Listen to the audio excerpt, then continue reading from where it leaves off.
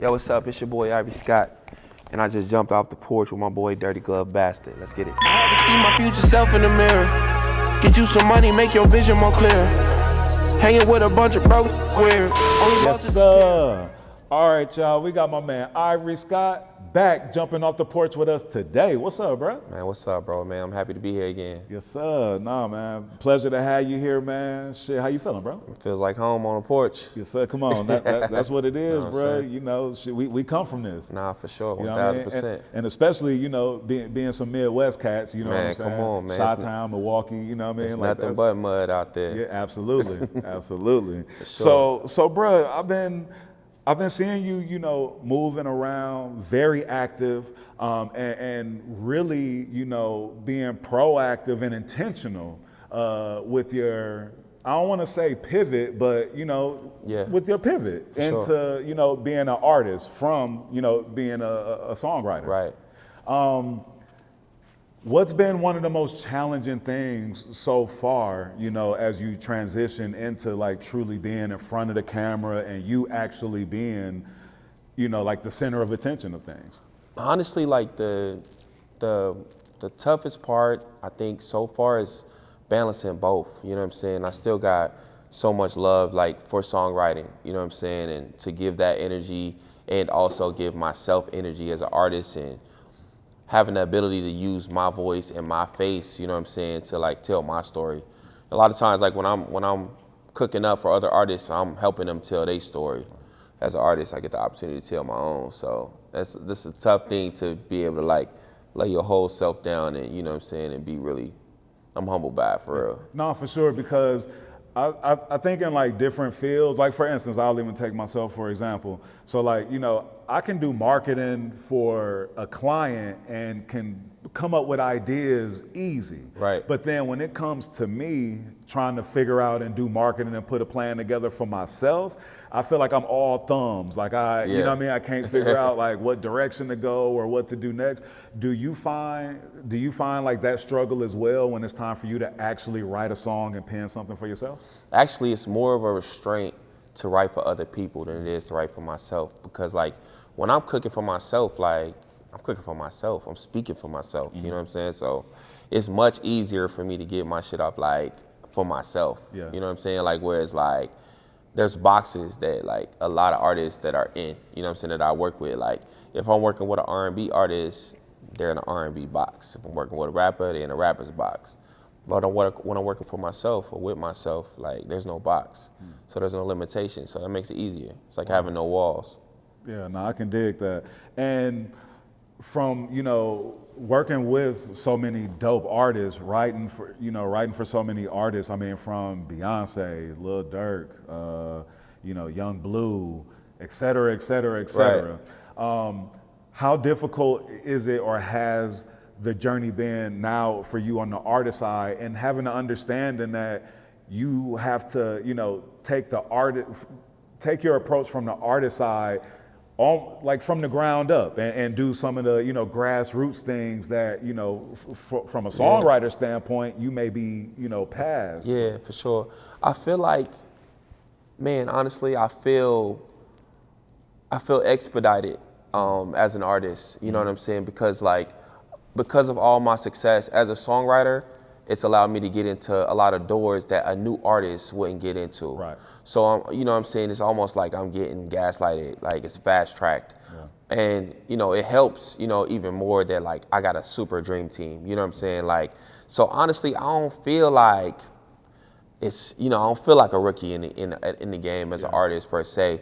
And I don't feel like I'm doing a lot of grassroots shit. Like I feel like I'm, you know, skating up to the top, you know what I'm saying, pretty quick. No, for sure. But to my point with that, it's so important that, you know, you on the artist side, you know, not skip too many steps and make sure that you are, you know, doing some of those grassroots, you know, things that you're doing. So like, how do you keep yourself grounded, you know, in that space to not maybe pass up on, you know, some of the, you know, maybe smaller platforms or maybe, you know what I mean, like doing some of the things that you may have to do differently, even from posting content and things like that. Yeah, I think that like I like to reference like you know, I can't look at any situation like it's a bigger situation. Whereas like working with Beyonce, of course, that's like on a whole nother level. Whereas like working with a new artist, you know, I could look down on that and be like, yo, I'm not going to that session because, you know, so I'm not going to look down on any situation, you know, that I'm walking into. Like everyone could be the one. Yeah. And your new project that you're releasing March 28th is called Mud. Yeah. Can you tell us, you know, why did you name it that, and what's the true, you know, what's the true meaning behind that? So initially, you know, I was gonna drop a project entitled Ebony, and it was a project that was, you know, based on like, you know, a project for the Black woman. You know what I'm saying? And I felt like I just wasn't right in a place. I was in such a spiritually, like I was in such a place where I felt like I needed to motivate. You know what I'm saying? Like my people. Mm-hmm. And that's when I came with the title Mud, you know, off Mud Motivation. Like basically like, you know, I come from the mud, man. Like, you know, I just want to be an inspiration to like that kid that's in the hood, you know what I'm saying, that had to go through what I had to go through as a child.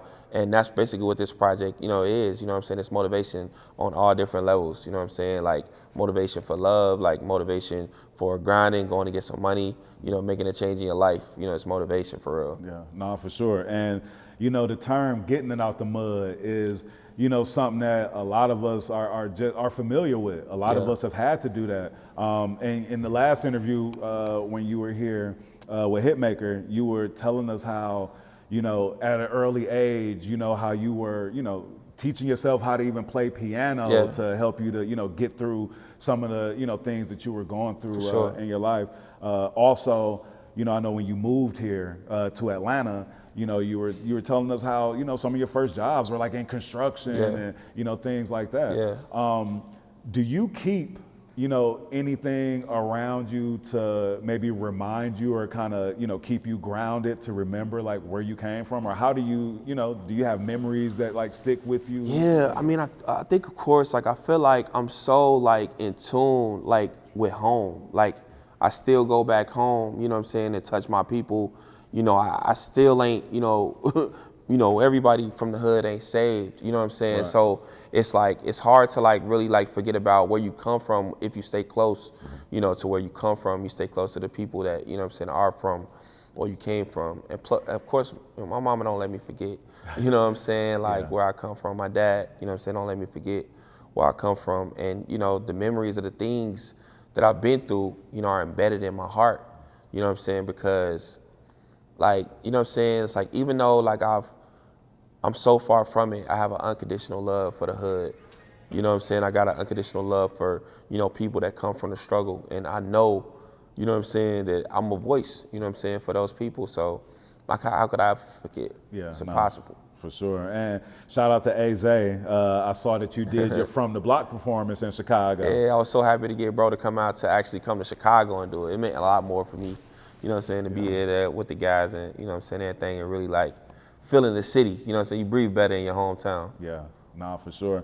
How difficult is it, you know, when, you know, you've worked so hard and, you know, are achieving your dreams and the success that you've, you know, been achieving, but then, you know, when we look back home, you know, we look back at some of our friends, some of our family and things like that, you know, like, you know, it's kind of easy to get that survivor's remorse. You know what I mean? Like, do you ever feel that? And how do you even motivate like some of your partners, you know, letting them know that like you guys can achieve your dreams too? Man, you know, it's tough to motivate, you know, people that haven't seen further than where they've been. You know what I'm saying? Like, a lot of the guys ain't made it, you know what I'm saying, from the block, so they don't understand the idea of, you know, going out and chasing, you know what I'm saying, beyond where they are. So, you know what I'm saying, like, I definitely, like, I'm over, like, in tune with, you know, the concept of making sure that I'm focusing on being a reflection, you know what I'm saying, like, for the people that, you know, I came up with. Yeah, I can dig that. And how much of a responsibility, or how much do you almost put it on yourself to even, you know, lead by example, or maybe even, you know, put folks in position, you know what I mean? Man, that's the most important thing. Like, I feel like my whole mode is like, it's like, I could have like just stayed focused on like songwriting and, you know what I'm saying, just continue to chase that, take care of myself, take care of my family.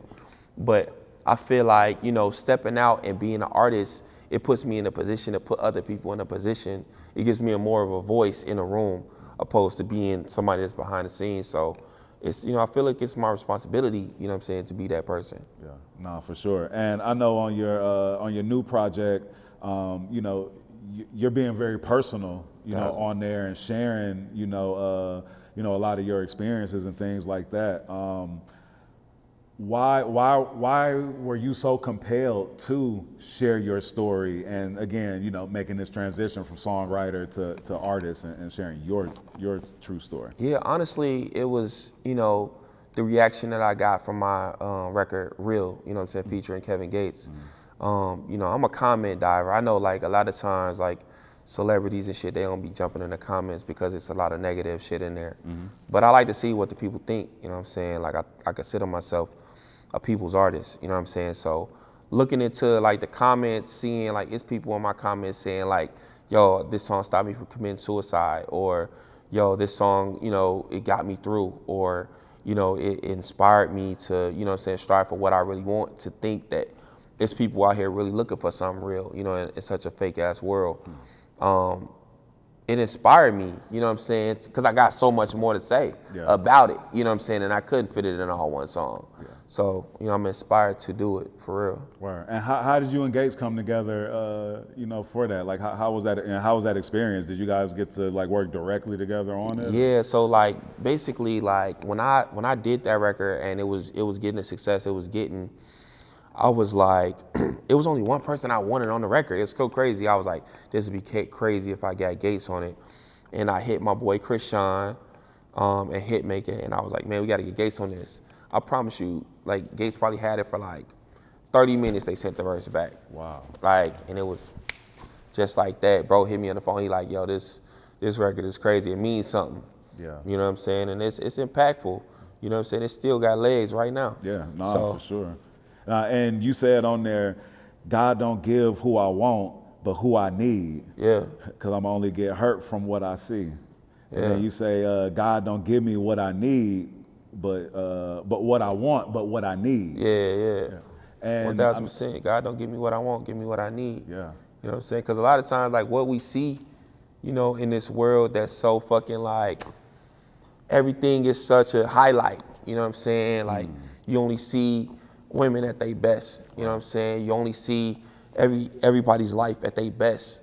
So you start comparing yourself, you know what I'm saying, to that shit and saying, oh, I'm not good enough. You know what I'm saying? So, like, you're gonna chase that all day, but you know what I'm saying, give me what I need. God, give me a person that's gonna really, you know, hold me down, you know what I'm saying, when I ain't 100%. Yeah. Because even at the peak of my success, I still wake up some days and I'm like, damn, like, you know what I'm saying, like, feel like quitting, feel like saying fuck it, you know what I'm saying? Like, but, you know, God gives me who I need and what I need in my life at the time to get me to keep going, so.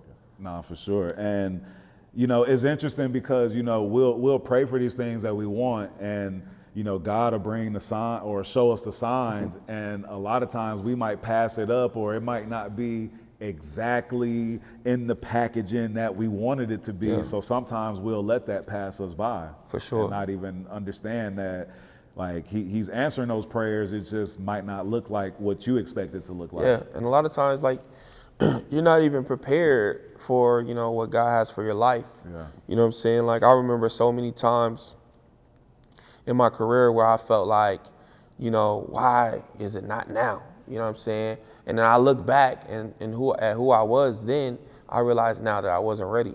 So you just got to spend your time instead of spinning your wheels on when God gonna hit that clock and say it's your time, and use that time to become a better version of yourself, so that when that time comes, you prepared for that moment. Yeah.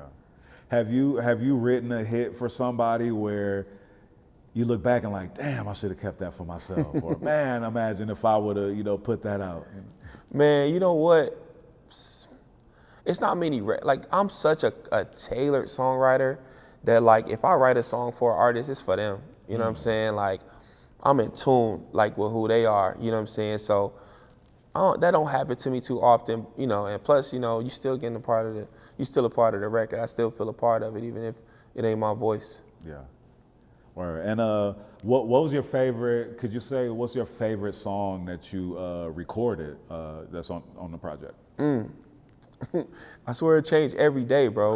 You know what I'm saying? Cause like, I feel like psychologically, like I might be all over the place when it comes to music. Cause sometimes I feel so ratchet, bro. Like sometimes I just feel like having a good time and being raunchy as hell. And then sometimes I feel like being woke.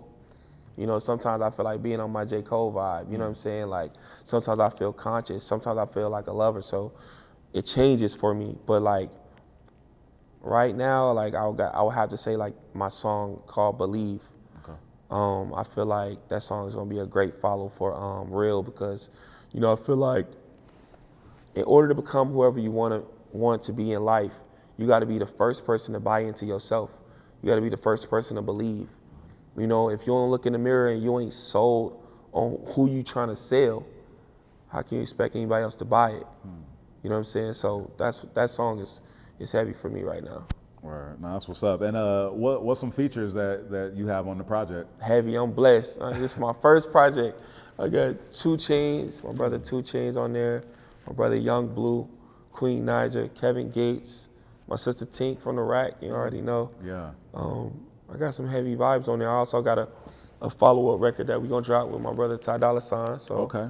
It's some shit. We got some vibes for real. Yeah, nah, that's what's up, man. And what's your recording process like, bro? Like, do you need something special in the studio? You know what I mean? Like, are you more comfortable like recording at home versus like the big studios, or like what's your vibe? Man, I'm open. Like I could create in a room full of people, and I also could create in a room by myself. You know what I'm saying? Like when I go in that booth, it's another world. You feel me? Like.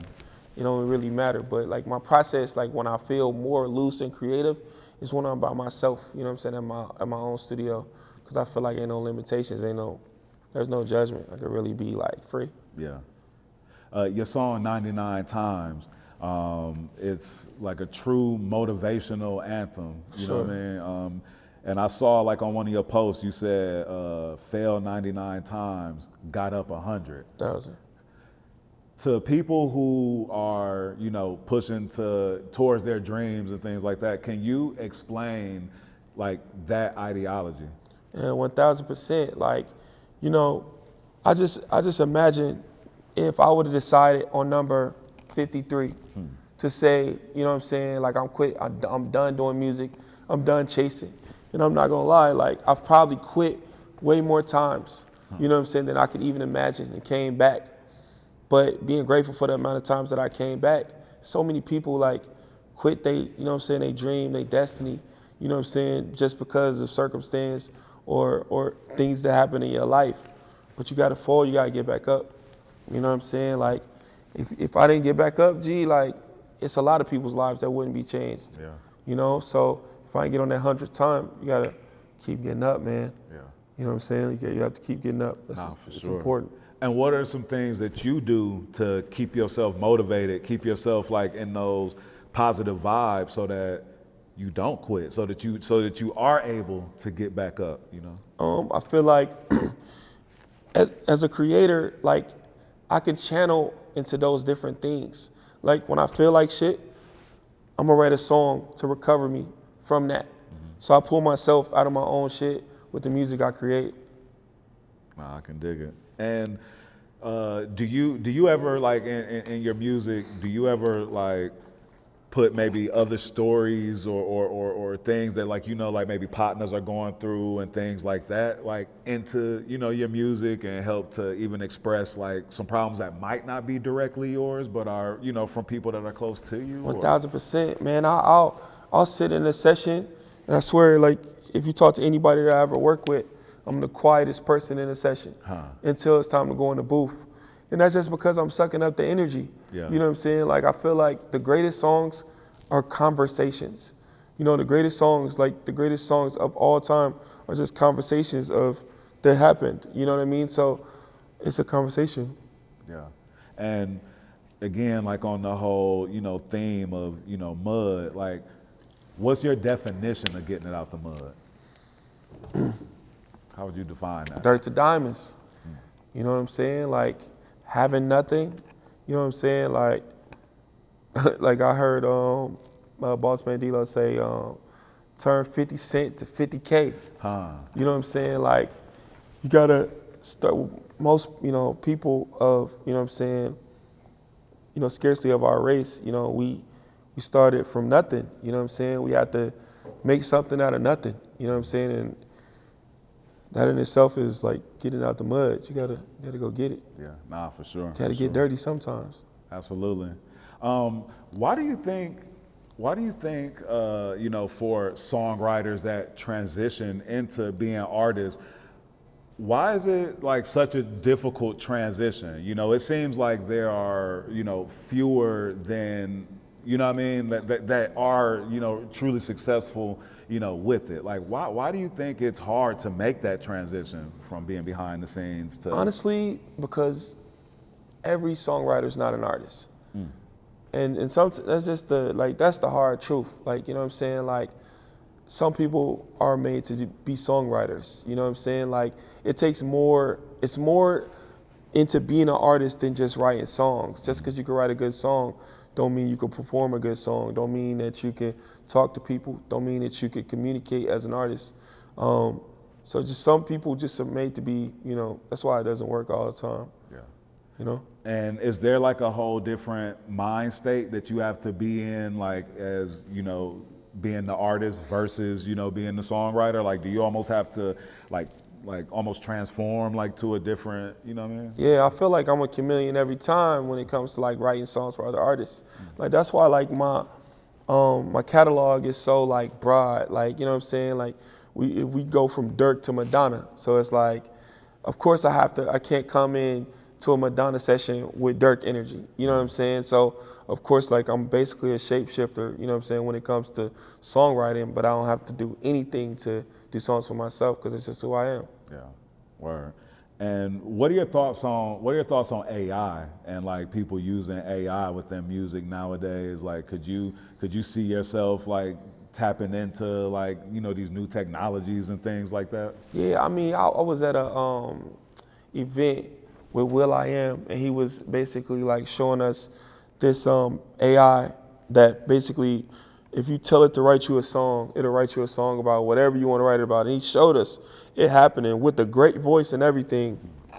And I think that as people, we should always be trying to elevate, you know what I'm saying, and create something new to make things happen faster, because that's basically all we're doing. Everything is just to make things go faster. Yeah. So, with that being said, like, we can use it to ability, but what comes from the heart, what comes from experience, what comes from, you know what I'm saying, like, your life can't be made on AI. It's just impossible to do, but it is a benefit to use, you know what I'm saying, AI. Nah, and will.i.am, he's always ahead of the curve. 1,000%. New technology, you know what I mean? Yeah, 1,000%. Yeah. Genius. And on the project on Mud, how much of it did you produce? I produced half of it. Okay. Yeah. And on that tip, like, is it difficult for you to, give somebody else the reins in terms of producing you, or? I mean, it's a collaborative, this is a collaborative era. I feel like maybe like, back in the day, in the Manny Fresh era or whatever, like, producers were in competition with each other. Whereas like now, like, man, you'll have some of the biggest producers, top producers in one room, biggest songwriters in one room. So since it's so collaborative and everybody just down to work together, it don't make it complicated at all. And I wanted my project to have different energies, and I feel like the only way to get different energies is to come from different sources. Right. What have been some challenges that you've experienced thus far in your transition from songwriter to artist? Man, challenges, honestly, like, the biggest challenge is like giving energy to both equally. You know what I'm saying? That's the toughest part about it, like being able to give energy to both and like not, sway away from like cheating on the other. Right. Yeah, because it's like, as much as you want to put in on your artistry, it's like also at the end of the day, like, songwriting is, it's still like a demand thing for me. Yeah. So. And it's the base. Yeah, 1,000%. For what you do. 1,000%. So, yeah, because, it's one of those things where, like, on one end, you want to go all in, you know, on something else, Yeah. but it's like, let me not, you know, leave what my bread and butter is. Yeah. And I've always been like a person to like, I feel like if you want to be successful with something, you got to give it 100. So it's like a tough thing to be like, okay, let me get this 50 and this 50. You know, it's like, am I really giving either, you know, the love and need? That's why, like, when I was working on my album, bro, I really just did not do like a lot of songwriting because like I wanted to capture how I was feeling at that time and not like taint myself by going to work with this artist or this artist. So of course that like gave me a little bit of a, you know, now I gotta bounce back, you know what I'm saying? But it was important to me. This is my first project.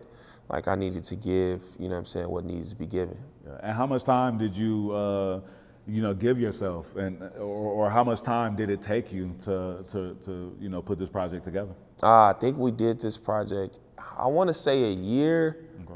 I want to say like a year. Like I worked on this project for like a year. So you didn't write for other people for about a year, or? You know, I had so much shit in the pipeline. That's the Yeah, good thing, gotcha. you know what I'm saying, about like songwriting. Like you might have songs, you might have 10 songs. Like I might have wrote, you know, helped Tink write a whole album, you know, and that just might be in the pipeline already. So you don't gotta like, you know, really work as hard if your output is as high as my output is. No, I can dig it. And what's one of the biggest lessons that you've learned, you know, so far, like in making this transition? Man, relationships, man, like I get so much love from my peers, other artists in this business because of the relationship and the foundation that I set with them as an artist, as a songwriter. You know what I'm saying? Like it's so much respect because I never disrespect their artistry. Like I don't come in, just because a label brought me in your session to help you write a hit, that don't make me your songwriter. You know, I'm just here to inspire you. And I've always like kept that same energy, you know, with any artist that I work with. That's why I have so like the heavy features, you know, people would pay top dollar, you know, for features that I have, you know what I'm saying, on my project. But it's so much respect for the relationship. So building the relationships with the artists and the people in the business and reflecting something that, you know, you would want to be a part of, it helps you move much further, much faster. Yeah, because relationships is currency. 1,000%. You know, I mean, more valuable than even currency, for sure. Yeah, like relationships is I would say more important than money. For you know sure. Because relationships can put you in rooms and can, you know, 1000%. present opportunities that sometimes money just can't pay for. Can't, 1,000%. Yeah. What's like some, you know, what are some of your goals as an artist? Like, what are some things that you wish to, you know, manifest right now for yourself in the future as an artist? Where do you see yourself? Man, you know, the artist answer is, of course, like, you know what I'm saying, like, best new artist, you know what I'm saying, Grammy, you know what I'm saying, like, having a #1 record on Billboard as an artist. Like, I remember before, you know, a few years ago, me saying just get my first plaque for an artist, you know what I'm saying, and I have so many now, you know, for songs that I've been a part of, but to have, you know what I'm saying, like a platinum record, you know, for me as an artist, like that's gonna be a heavy milestone for myself. And just putting people around me in position, man, to elevate their life. You know what I'm saying? Elevate they self, you know what I'm saying? Elevate their dreams. It's really what I'm, you know what I'm saying, what type of time I'm on. Word, nah, that's what's up. What advice would you, or no, you know what? I saw that you released an ebook.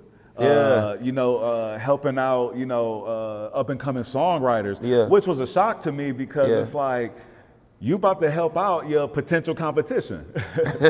What inspired you to, you know, to do that? I get you wouldn't believe how many like inquiries I get, bro, in my DM of people trying to get into business, trying to just get some pointers on how to or what not to do or how to get new relationships or how to be in sessions. And I was that person, you know what I'm saying? Like we talked about, like, you know, you said earlier, we were talking about not forgetting about where you came from. And I feel like that's a part of that. Like, how can I be like, oh, now that I'm plaqued up, Grammy'd up, I'm looking at other new songwriters and saying, well, I'm above you, so don't talk to me. Or I don't have any information for you. So, man, listen, we have enough gatekeepers, you know what I'm saying, in this business. I ain't here to gatekeep. And if the moment I'm threatened by somebody else's talent, that's when I should stop. Because when Mike was on the court, I don't care what rookie was coming up, who was coming up, he was the guy, you know, in his mind. So I don't look at it like, man, I give you the game, now you can take work from me. Man, there's so many artists to work with, you know. So, man, it's free game, for real. For sure. And for $39.99. Hey. And what's the name of the book? It's called Words to Wealth. Okay. Yeah. Word. What are some, you know, what's some advice that you would give to, someone, or what advice would you give to, you know, yourself as a teen, you know, coming up? What would be like some words of wisdom that you would give yourself now, you know, seeing where you're at now? Because, you know, hindsight is always 20/20, but, you know, we wish that, you know, but you can't help but to sometimes wish that you could go back and like tell your old self, like, man, do it like this. Yeah. Or, you know. I mean, I think I would like tell myself to become who I need to be and focus on that, and my moment will find me. Because I stressed out a lot, you know, in my life, looking at other people's life fold out, you know what I'm saying, and not seeing mine fold out. And I always thought like, damn, why is it not my turn? Why is it not my time? So I just tell myself to be patient. Yeah, nah, for sure. I mean, it's all in God's timing. 1,000%. You know what I mean? And there's no way that we can calculate that, or that we can, you know, put that date, you know, there. We just set goals, but, you know, it's all on God's timing, for real. 1,000%, man. Like, it's like so many times, like in my life, like I even like listen to like some of my music, like my older music, and I was like, man, thinking like, I'm ready. Like even when I went to LA, when I first went to LA and left Chicago, I went to LA and I had that meeting with Sony Records, and I just thought to myself like, man, my life about to change. All I gotta do is go in here and press play. And little did I know how far I was from where God needed me. Yeah. You know what I'm saying? Or the version of myself that I needed to be in order for God to work through me. You know what I'm saying? So, man, God has perfect timing. That's so real right there, because I know I have times where, you know, I'll be like, damn, like I, you know, wish I woulda, coulda, shoulda done this at this time, but it's like, but then I've come to the realization that, you know, if some of these things that I wish would have come at that time, I wouldn't have been ready for them, and I probably would have mishandled, you know, the blessings, the opportunities. For sure, 1,000%. You, especially like even like with money, you know what I'm saying? Yeah. Like sometimes too much money, it might be too soon. Yeah. So you know what I'm saying? God knows, you know, what you need. You know what I'm saying? You got to forget about what you want, 1,000%. Word, no, I can dig it. Do you remember like one of the first things, or do you remember the first thing that you bought, like when you got like your first big industry check? Man, first thing that I bought, probably some dumb shit. A car or something. I don't know. One thing about me, man, like I like to like see my people, like, you know what I'm saying, like my family and shit, like thrive. Like my mom, I might have bought my mom. So it's like, it ain't even, you know what I'm saying, it was never that deep for me. Yeah. And you got shorties, right? Yeah. So what's something that you teach your kids to value more than money? Family, the time that they have, you know what I'm saying, like the gifts that God gave them, you know what I'm saying, because, man, money gonna come, money gonna go. That shit ain't gonna, you know, it's, you know what I'm saying, as long as you're paying attention to what you're doing in life and you striving for something, you're gonna make money. Yeah. Whatever it is, you making fucking chairs, you're gonna make money. You know what I'm saying, that's gonna come. But value your family, the people around you, you know what I'm saying, relationships. Yeah, absolutely. For real. And the last time you were here, you know, we were both talking about, you know, our fish tanks, our aquariums. Yeah, you know what yeah. I mean? Shout out to Snoop. Yeah, for sure. I saw a video on your IG, and I couldn't help but to see like that big old arowana behind you in the tank. You know what I'm saying? Going past like that. I couldn't even listen to what you were saying because I just kept looking back and forth at that arowana. Bro, a crazy story, bro, about that fish, bro. I bought that fish, and when I first saw it, I was like, damn, this is a big ass fish. I get the fish, I put it in the tank. I'm doing the water change in the tank. I'm leaning over the tank. This fish jumps out of the aquarium, G, grab my dread, G.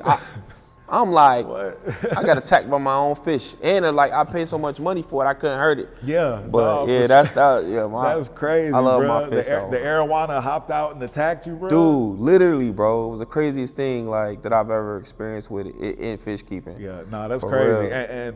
And the arowana is a fish that like stays at the top of the water. At the top of the water only. They tell you to like keep like a rock or something on top of the. Listen to me. Snoop told me, he said, bro, make sure you keep something on top of there. I'm thinking, man, whatever. I deal with animals. Yeah. Nah, now I'm so scared of that fish. But I had an arowana. Yo, I had an arowana that it was probably about like 8-9 inches long, Yeah. close to a foot. It had gotten close to a foot. And I remember one day I came home and it was just laying on the floor, like damn near dried out. Yeah. So I took it and I put it back in the water, just hoping. Yeah. I went back upstairs, but I came back down in about an hour, and the fish was swimming around. Oh, it was that's still alive, crazy.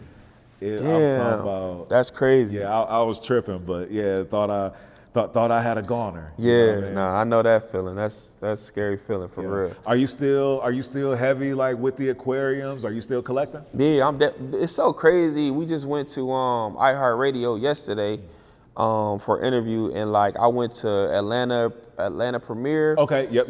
Man, and I found two. I've been collecting Oranda goldfish, and I found some crazy ones in there. I went to my interview yesterday with 2 big ass bags with the goldfish in there. They like, yo, you crazy? But yeah, no. To answer your question, yeah, I'm still like, it's still you know what I'm saying? Nah, that's funny, man. Because folks around here, they be tripping. Like sometimes, I'll go cop some fish, and I'll be here in the office, like, all right, y'all, like I got about an hour. I got to get back home to drop these in the water. And they're like, bruh, like if you don't cook them, Right. You know what I'm saying? Hey, one of the illest experiences that I had though, bro, was I went to Panama, and so I went fishing in the Panama Canal. Yeah. And I was catching peacock bass. I was catching Oscars. I was catching vieja. Man, they put a piece of plantain on the hook, and I mean, as soon as you drop it, the vieja snatch it up. Yeah, bro, it was. Oh, that's crazy. an experience. Yeah, dude. man, it was dope. And then they even had the people in the village like cook up the peacock bass for me. Damn. So, yeah, and it was. That fire. sounds like a crazy experience. Yeah. That sounds It fire. was one of the dopest things that I've done. Yeah. And I've been saying that, when I take trips, I'm gonna do that because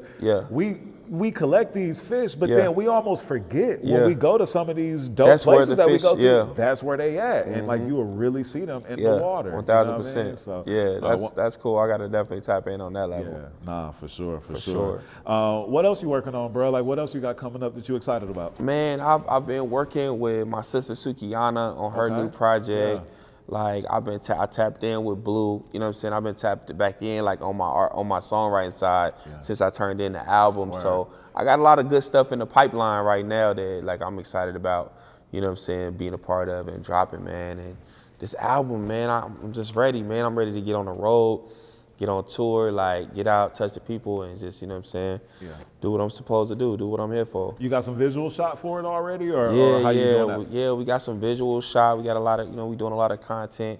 We more than likely gonna do, you know what I'm saying, like a video for one of the big singles on there with heavy features. Yeah. But yeah, you know what I'm saying, I'm ready. I'm excited, man. I'm ready to get this off. Yeah, nah, and with having the 2 Chainz feature, man, you got to pull up over there at Candyland. Man, 1,000%, 1,000%. Yeah, nah, that's what's up, bro. You got any shout outs you want to give or anything? Man, look, shout out to everybody that helped me out with this project. Shout out to my team. Shout out to the city, man, Chicago, man, 66. You know what I'm saying? Y'all be coming. Love y'all. Stay locked. March 28th. Let's get it. Yes, sir. All right, bet, bro. Appreciate you pulling up. Man, I appreciate you. Fell 99 times, got up 100. Thank God for the 100, yeah.